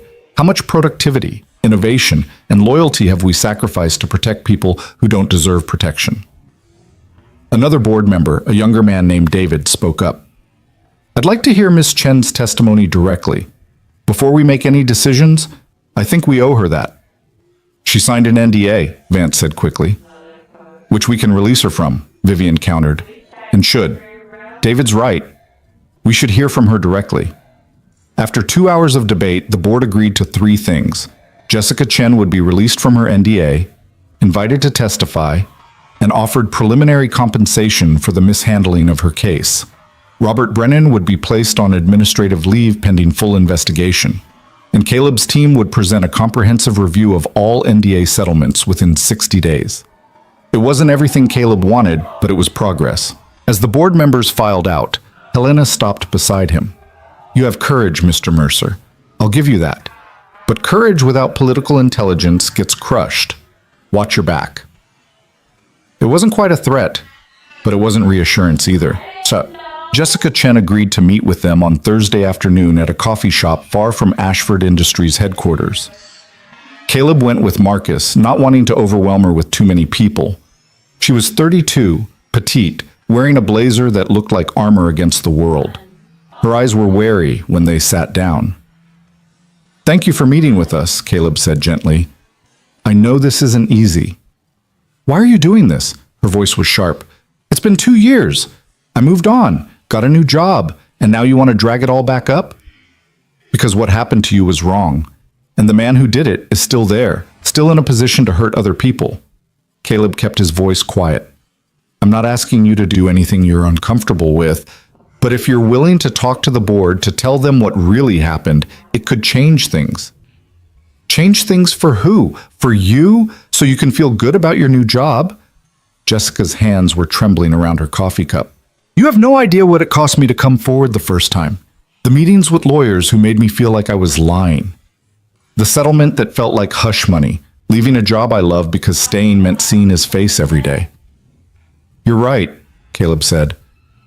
I don't know what that feels like, but I know what it feels like to be treated like you're disposable, to have powerful people close ranks against you, to watch the system protect the people who hurt you.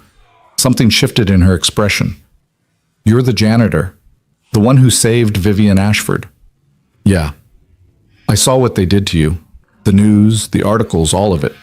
She studied him. And you came back? Took a job with them? I took a job trying to fix them, or at least trying to make sure they can't keep destroying people like they destroyed you, and me, and everyone else they've used up and thrown away. Jessica was quiet for a long time. Then she said, What do you need from me? Marcus pulled out a folder.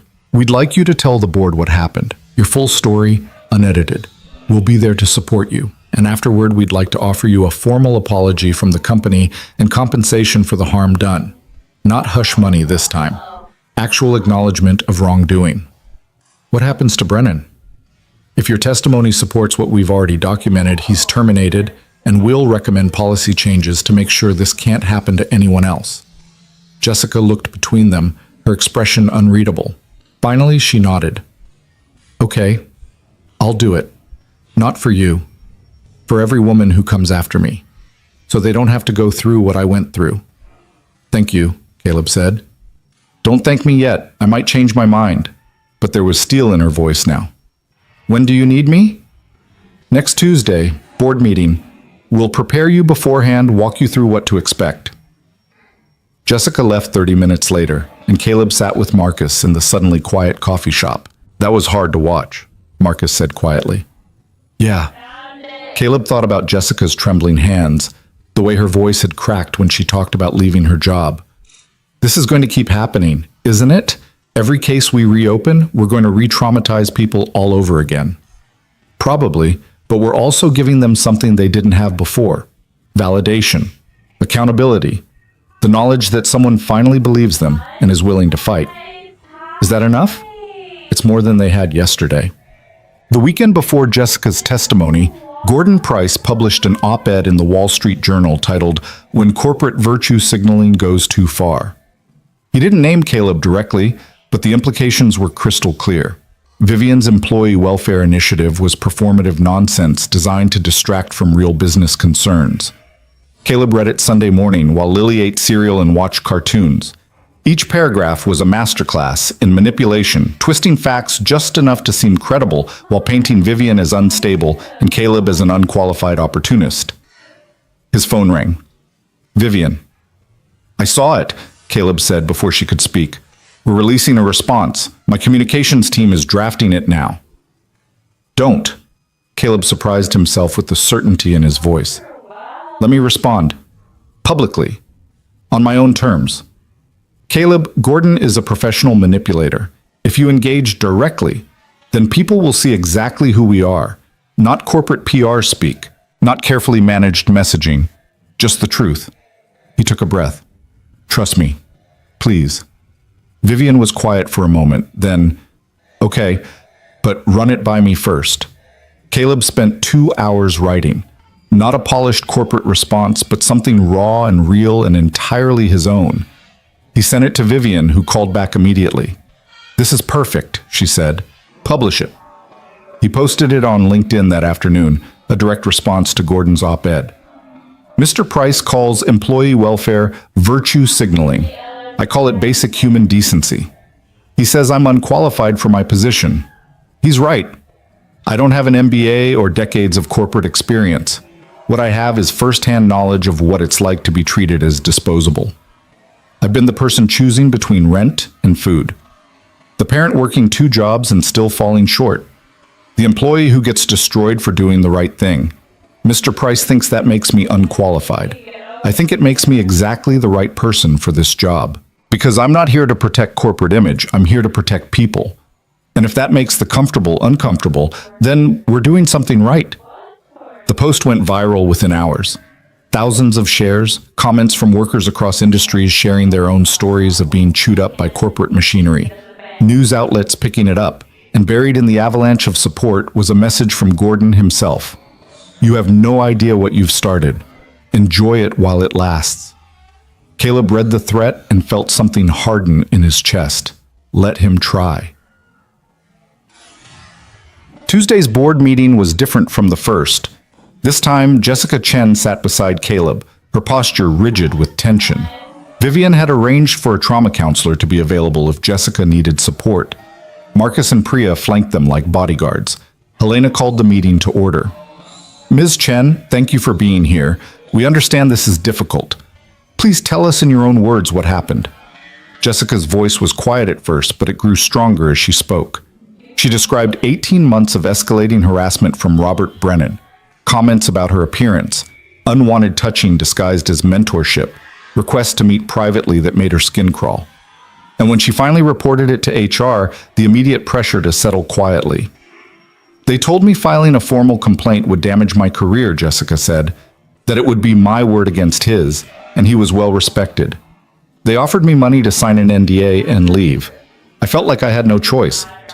"Did anyone investigate your claims?" David asked. "They interviewed me once. Never talked to my coworkers who witnessed some of the incidents. Never reviewed the emails Brennan sent me.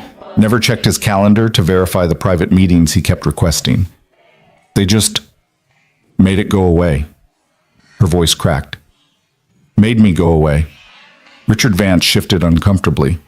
"Ms. Chen, I want to be clear that our legal team followed all appropriate protocols." "Your protocols protected my harasser and silenced me," Jessica said, her voice suddenly steel. "That's what your protocols did." The room fell silent. Helena spoke carefully. "Mr. Mercer, you've reviewed this case thoroughly. What's your recommendation?" "Terminate Robert Brennan immediately.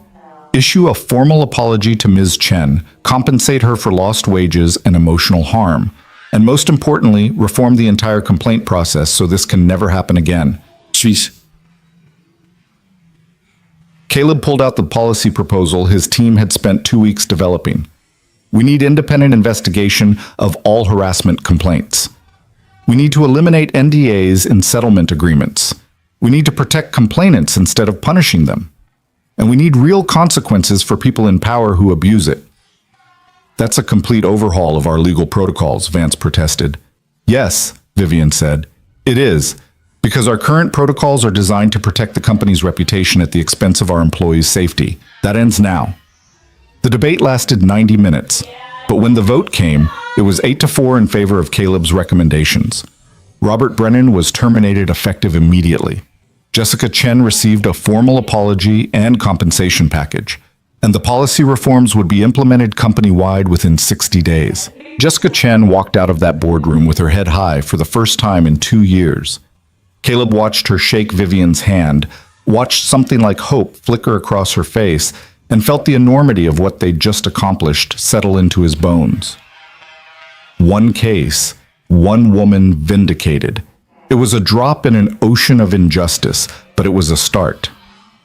In the hallway afterward, Helena pulled him aside. Her expression was impossible to read. "You won today," she said quietly. "But understand something, Mr. Mercer. The 4 board members who voted against you, they represent 53% of our institutional investors. They're going to push back hard on every reform you propose. They're going to question every expense. They're going to make your life very difficult." "They already are," Caleb said. "It's going to get worse." She paused. "But for what it's worth, I think you're doing important work. Just be prepared for how ugly this could get." She was right about the ugliness. Within a week, someone leaked Jessica's testimony to the press. Not the triumphant vindication angle, but carefully edited excerpts designed to make her look vindictive and unstable. The article ran in a business journal known for conservative reporting, with the headline, "Former Employees' Accusations Raise Questions About Ashford Industries' Stability." Caleb's team traced the leak back to Richard Vance's office. When confronted, Vance claimed it was an accidental disclosure, that one of his paralegals had mishandled confidential documents. "That's bullshit, and everyone knows it," Marcus said during their emergency meeting. "He leaked it deliberately to undermine Jessica's credibility." "Can we prove it?" Caleb asked. Priya pulled up email metadata. The leak happened from Vance's personal email account, but he'll claim his account was compromised or that someone used his computer without authorization. Without him admitting it, we're stuck. Caleb looked at Vivian, who joined them via video conference. "What do you want to do?" "I want to fire him," Vivian said bluntly. "But he's too connected to too many board members. If I terminate him without ironclad proof, it becomes a he said, she said situation that will paralyze the company for months." She rubbed her temples, exhaustion evident. "We need to be strategic." "Strategic means letting him get away with it," James said quietly. "No, strategic means building a case so comprehensive that when we move against him, he can't wiggle out." Vivian's eyes hardened. "Caleb, I want you to audit every case his department handled in the last 5 years. Every settlement, every NDA, every complaint that disappeared. If there's a pattern of misconduct, we document it all. Then we present it to the board as a systematic failure requiring immediate action." "That's going to take months," Priya said. "Then we work fast." Caleb was already pulling up files. "And we do it right, because he's not the only one we need to hold accountable. He's just the most visible symptom of a system that's been broken for years." The audit consumed the next 2 months. Caleb's team worked 12-hour days, reviewing hundreds of cases, interviewing former employees who'd been silenced by NDAs, documenting patterns of legal maneuvering designed to protect the company at all costs. What they found was worse than anyone had anticipated. In 5 years, Ashford Industries' legal department had settled 83 complaints involving harassment, discrimination, safety violations, and wage theft. Total settlement cost, $4.2 million. Total number of managers or executives terminated as a result, 0. The pattern was clear and damning. Legal wasn't protecting the company from frivolous lawsuits. They were operating a systematic cover-up machine, using money and legal threats to silence anyone who challenged the status quo. Caleb presented the findings to Vivian in early December, 6 months after he'd walked into that boardroom to save her life. She read through the documentation in silence, her face growing paler with each page. When she finished, she set the folder down carefully, as if it might explode. 83 cases, she said quietly. 83 people we failed. And I had no idea. The system was designed so you wouldn't, Caleb said. That's the point. Settlements happen quietly. NDAs keep people silent. By the time anything reaches your level, it's already been sanitized and packaged as protecting the company's interests. Who else knows about this? Just my team right now, but we need to take it to the board, and we need to be prepared for the fallout. Vivian stood and walked to her office window, looking out over Philadelphia. If we release this, it's going to destroy careers, tank our stock price, trigger lawsuits from every person who settled. The media will crucify us. Probably, Caleb agreed. But if we don't release it, we're complicit in the cover-up. We become exactly what Gordon Price accused me of being, someone who cares more about image than integrity. Yes. Vivian turned to face him. You know what's going to happen if we do this? Half the board will call for my resignation. Investors will panic. Competitors will use it against us. I might lose everything I built. I know. Caleb stood up, meeting her eyes. But you'll keep your integrity, and you'll give 83 people the acknowledgement they deserved years ago. That has to count for something. She smiled faintly. When did you become the voice of my conscience? About the time you decided to trust a janitor with CPR training. Best decision I ever made. Vivian pulled out her phone. I'm calling an emergency board meeting for next week. We're going to present everything and let them decide who they want to be. A company that hides from the truth or one that faces it head on. The emergency board meeting happened on a cold Tuesday morning in mid-December. Caleb stood in front of 12 people who now looked at him with varying degrees of respect, resentment, and calculation. He didn't waste time with pleasantries. Over the past 2 months, my team has audited every legal settlement involving employee complaints from the last 5 years. What we found represents a systematic failure of corporate governance and basic human decency. He presented the numbers.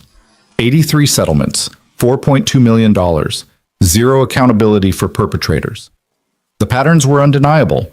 Complaints clustered around specific managers, departments where turnover was suspiciously high, safety violations that were settled instead of corrected. Richard Vance tried to interrupt 3 times. Each time, Vivian shut him down with a look that could freeze blood. When Caleb finished, the silence was absolute. David, the younger board member who'd supported Jessica Chen, spoke first. This is catastrophic. If this becomes public, it's going to become public, Vivian said firmly. The question isn't whether we release this information. It's how we release it and what we do about it. You're suggesting we voluntarily destroy our own reputation? Helena's voice was icy. I'm suggesting we get ahead of this before someone else exposes it and we look even worse. Vivian pulled out her own presentation. Here's what I'm proposing. We release a comprehensive statement acknowledging systematic failures in our complaint handling. We commit to contacting every person who settled and offering them the opportunity to have their cases reviewed independently.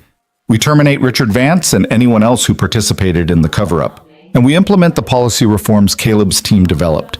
Mandatory independent investigations, elimination of NDAs, whistleblower protections, and regular third-party audits. That's corporate suicide, one of the board members said flatly. No, Caleb countered. Corporate suicide is pretending this doesn't exist until someone leaks it and we have no credibility left to salvage. At least this way we control the narrative. We admit fault.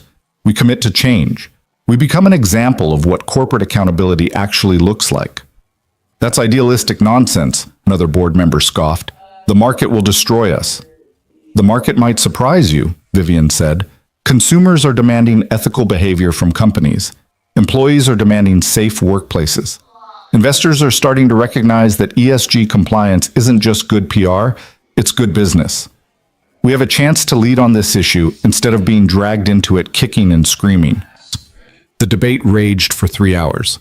Board members argued about liability exposure, stock price impacts, competitive disadvantages, and reputation damage. Some threatened to resign. Others threatened lawsuits. Finally, Helena called for a vote. The motion to release the audit findings and implement comprehensive reforms passed 7-5. Richard Vance was terminated immediately, escorted from the building by security while he screamed about wrongful termination and lawsuits. 2 other senior attorneys who'd participated in the settlement scheme resigned rather than face investigation. Caleb watched Vance being led away and felt a grim satisfaction. One more person who'd weaponized the system finally facing consequences. But the real work was just beginning. The public statement went out that afternoon. Vivian delivered it personally in a press conference that was broadcast live across multiple networks. Today, Ashford Industries is acknowledging a truth we should have faced years ago, she began, her voice steady, despite the cameras and reporters. Our legal department operated a systematic program to silence employee complaints rather than address them. We used settlements and non-disclosure agreements to protect our reputation at the expense of our employees' dignity and safety. This was wrong. It was unethical. And it stops now. She outlined the reforms, the commitment to contact every affected employee, the independent review process. She took full responsibility as CEO and announced she was taking a voluntary 25% pay cut until the reforms were fully implemented. I know this revelation will damage our company's reputation in the short term, Vivian said, but I would rather lead a company known for confronting its failures than one that hides them. We're committed to doing better, not because it's profitable, but because it's right. The press conference lasted 90 minutes. Reporters asked hard questions. Vivian answered everyone honestly, even when the answers made the company look worse. When it was over, she walked off the stage to find Caleb waiting in the wings. That was brutal, she said quietly. That was brave. Our stock dropped 12% in the last hour. It'll recover. Caleb handed her a bottle of water. You did the right thing. I hope you're right. She took a long drink, her hands shaking slightly. Because if I'm wrong, I just destroyed everything I built. The next 72 hours were chaos. The stock continued to drop, bottoming out at 18% below pre-announcement levels. 3 institutional investors issued statements expressing concern. Competitors gleefully highlighted Ashford Industries' failures in their own marketing. The hashtag #AshfordAbuse trended on social media. But something else happened too. Former employees started coming forward, not to sue, but to share their stories. People who'd been silenced by NDAs contacted Caleb's team to participate in the independent review. Workers at other companies began demanding similar accountability from their own employers. And buried in the avalanche of media coverage was a surprising trend: consumer support. A grassroots campaign started on social media. Stand with Ashford. People praised Vivian's transparency. Employees at other companies began organizing to demand similar reforms. Business ethics professors assigned the case study to their students. Within a week, 3 major corporate clients actually expanded their contracts with Ashford Industries, citing the company's commitment to accountability as a deciding factor. The stock started to recover. Caleb watched it all from his office, coordinating the independent review process, while simultaneously building out the employee welfare initiative into something sustainable. His team had grown to 12 people. The budget had tripled, and they were processing complaints and implementing reforms at a pace that left everyone exhausted but energized. On a Friday evening, 3 weeks after the announcement, Vivian appeared at his office door. "Go home," she said. "You've been here 14 hours. So have you. I own the company. You have a daughter who probably wants to see her father." She sat down across from him. "How's the review going?" "Overwhelming. We've heard from 62 of the 83 people who settled. Most want their cases reviewed. Some just want acknowledgement. A few want nothing to do with us, which is fair." Caleb rubbed his eyes. "But we're making progress. The new complaint system is live. We've already received 18 reports in the first week." 18? Vivian looked alarmed. "Which means people finally trust the system enough to use it." Caleb pulled up the data. Before, complaints were being suppressed or dismissed. Now they're being investigated properly. It's not that there's more harassment, it's that we're actually seeing what was always there. That's both encouraging and horrifying. Yeah, Caleb closed his laptop. But it's real, and we're dealing with it. That's more than we were doing before. Vivian was quiet for a moment. Then she said, "I've been asked to speak at a conference next month, Corporate Ethics and Leadership Summit. They want me to present on what we've done here, the audit, the reforms, the transparency initiative." "That's great. I want you to come with me. Present your side of it. How you built the employee welfare program. What you've learned, why it matters." She leaned forward. Caleb, what we're doing here. It could be a model for other companies, but only if we share it. Only if we prove it works. I'm not a public speaker. You gave a presentation to our board that changed company policy. You wrote a LinkedIn post that went viral. You're better at this than you think. She smiled. Plus, the world needs to see that this isn't just some CEO's pet project.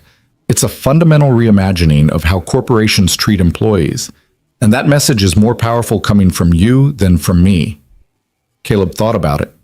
Thought about all the people still trapped in jobs that treated them as disposable. Thought about every worker who needed to hear that someone was fighting for them. Okay, he said. I'll do it. The conference was in New York in late January. Caleb stood backstage in a suit that actually fit properly this time, watching Vivian deliver the opening remarks to an audience of 500 corporate leaders, HR professionals, and business ethics experts. She told the story honestly, the cardiac arrest, the cover-up, the systematic failures that came to light. She didn't minimize or excuse. She laid it all out with the kind of brutal transparency that made some people in the audience shift uncomfortably. Then she introduced Caleb. He walked on stage to polite applause, his heart hammering, and faced an audience that could change how thousands of companies treated millions of workers.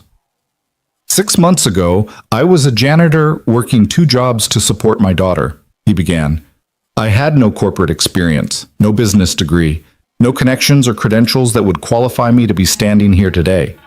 What I had was first-hand knowledge of what it's like to be invisible, to be treated as disposable, to watch the system protect the powerful and crush everyone else.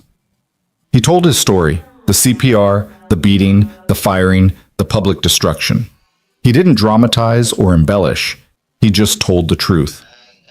When Vivian Ashford offered me a position building an employee welfare program, I thought she was crazy. I thought there was no way someone like me could make a difference in a system that big and that broken. He paused. But here's what I learned. The system isn't some abstract force. It's made up of decisions, individual choices by people in power about who matters and who doesn't, and those choices can change. He presented the data, the 83 cases, the reforms implemented, the early results showing increased reporting and faster resolution of legitimate complaints. He talked about the challenges, the resistance, the ongoing struggle to shift entrenched culture. Change is expensive and uncomfortable, Caleb said. It costs money. It disrupts operations. It forces people to confront uncomfortable truths about how they've been complicit in harmful systems. But the cost of not changing is higher. It's measured in human suffering, in talent wasted, in lives destroyed because someone decided profit mattered more than people. He looked out at the audience, hundreds of people with the power to implement similar changes in their own organizations. I'm not going to stand here and tell you this is easy. It's not. We face resistance every day. We make mistakes. We're still learning, but we're doing it. And if we can do it, if a pharmaceutical company with a history of systematic abuse can transform into something better, then anyone can. He took a breath. The question isn't whether change is possible. It's whether you're willing to do the hard work to make it happen. The applause started before he finished speaking and grew into a standing ovation that lasted 3 minutes. Afterward, Caleb was mobbed by conference attendees wanting to know more. HR directors asking for implementation guides, corporate ethics officers requesting consultation, employees from other companies sharing their own stories of being failed by broken systems. A woman in her 50s with tears in her eyes grabbed his hand. My son was fired for reporting safety violations at his company. They destroyed his reputation just like they tried to destroy yours. Thank you for proving that sometimes the good guys can win. Caleb didn't know what to say to that, so he just squeezed her hand and said, I'm sorry about your son, and I hope things get better for him. That night, Vivian took him to dinner at a restaurant where the menu didn't list prices, the kind of place he'd never imagined being able to afford. You were brilliant today, she said, raising her wine glass. Half the people there want to hire you away from me. I'm not going anywhere. Caleb took a sip of water. We're not done yet. No, we're not, Vivian smiled. But we're making progress. The Employee Welfare Initiative is being written up in business journals. 3 companies have already implemented similar programs based on our model. and our employee satisfaction scores have gone up 23% since we started the reforms. That's good. It's remarkable. She set down her glass. Caleb, I've been thinking about next steps, about how we scale this. I want to create a foundation, independent from Ashford Industries, focused on corporate accountability and worker protection. I want you to run it. Caleb stared at her. Run a foundation? Build programs, consult with companies, advocate for policy changes. Everything we're doing at Ashford, but on a national scale. Her eyes were bright with possibility. We could change entire industries, set new standards for how companies treat employees, give workers the tools to fight back against exploitation. Caleb couldn't find words. That's huge. So was doing CPR while getting beaten. You didn't hesitate then. Don't hesitate now. I need to think about it. Talk to Lily. Make sure this is right for us. Of course. Vivian signaled for the check. But Caleb, whatever you decide, know that you've already changed more lives than you realize. You saved mine. You vindicated Jessica Chen and 61 others.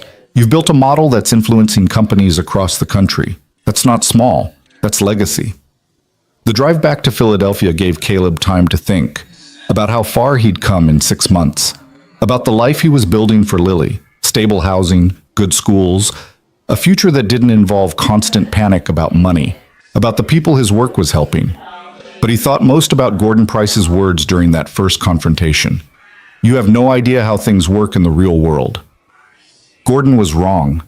Caleb knew exactly how things worked, and he'd spent 6 months proving they could work differently. When he got home, Mrs. Hattie was asleep on his couch, a blanket pulled over her. Lily was in her room, also asleep, surrounded by books from the library program the new school offered. Caleb stood in the doorway watching his daughter breathe, thinking about the bathroom floor where he'd collapsed 6 months ago, thinking about how close he'd come to dying invisible and forgotten. He wasn't invisible anymore. The next morning, Gordon Price's final attack came in the form of a lawsuit. Caleb opened his email to find legal papers accusing him of defamation, harassment, and tortious interference with Gordon's career prospects. The suit demanded $5 million in damages and was filed in federal court with maximum publicity. Every news outlet picked it up immediately. The narrative shifted overnight. Suddenly, Caleb wasn't a hero. He was an opportunist being sued by a respected former CFO for destroying his reputation with false accusations. Caleb sat in his office reading the complaint and felt old rage resurface. Gordon was trying to do to him exactly what Ashford Industries had done to Jessica Chen and 82 others, use legal threats to silence someone who'd exposed uncomfortable truths. But this time was different.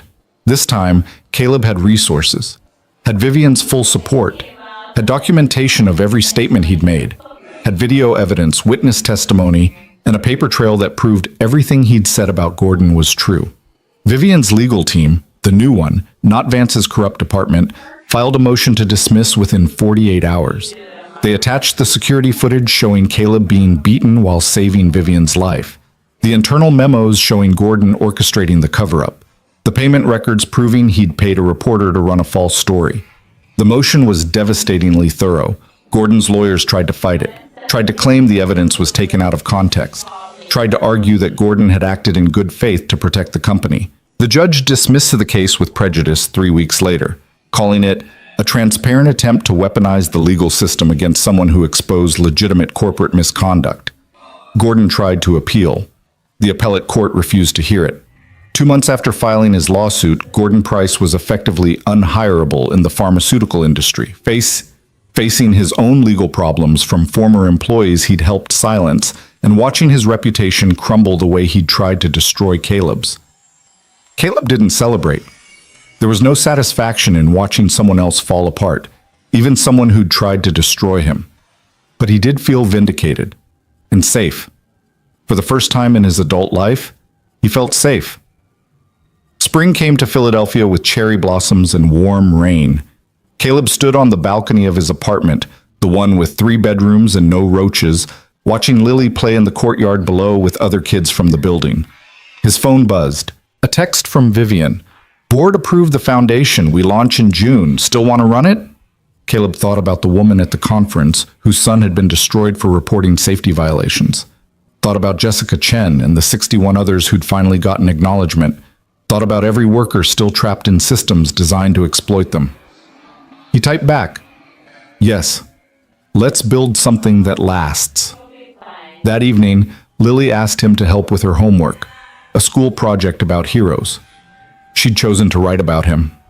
"You saved that lady's life," Lily read from her notes. "And then you saved lots of other people by making companies be nice to workers. That's two kinds of hero." Caleb felt his throat tighten. "Baby girl, I'm not a hero. I just did what needed to be done." "That's what heroes do, Dad." She looked at him with 8-year-old certainty. "They do hard things because they're right." Later, after Lily was asleep, Caleb stood on the balcony again, looking out over the city. Somewhere out there, people were working jobs that didn't value them. Fighting systems designed to keep them invisible, struggling to survive while being told they were disposable. He couldn't save everyone, couldn't fix every broken system, couldn't undo decades of exploitation and abuse. But he could fight, could build programs that protected workers, could hold powerful people accountable, could prove that sometimes, not always, but sometimes, speaking truth to power actually worked. His phone buzzed again. This time it was Mrs. Hattie. "Proud of you, child. Always knew you were meant for something big." Caleb smiled and typed back, "Couldn't have made it without you. Thank you for everything." He thought about where he'd been 6 months ago, collapsed on a bathroom floor, dying slowly from injuries sustained while saving a stranger's life. Invisible, destroyed, hopeless. Now he was standing on a balcony in a safe apartment, his daughter sleeping peacefully in the next room, planning a foundation that would help thousands of workers across the country. He had a job that mattered, resources to fight back, a voice that people listened to. He was seen, not as a problem to be solved or a body to be exploited, but as a person who mattered, who could make a difference, who refused to let anyone else die invisible. Lily's question from months ago echoed in his mind. "Are you happy, Dad?" For the first time in years, Caleb could answer honestly, "Yes, baby girl. I'm happy. Because I'm not just surviving anymore. I'm living, and I'm making sure others get that chance too." The city lights sparkled below him, each one representing a person with their own struggles, their own dreams, their own fight for dignity. Caleb couldn't save them all, but he could try, and that was enough. The man who'd once been invisible had become impossible to ignore, and he was just getting started.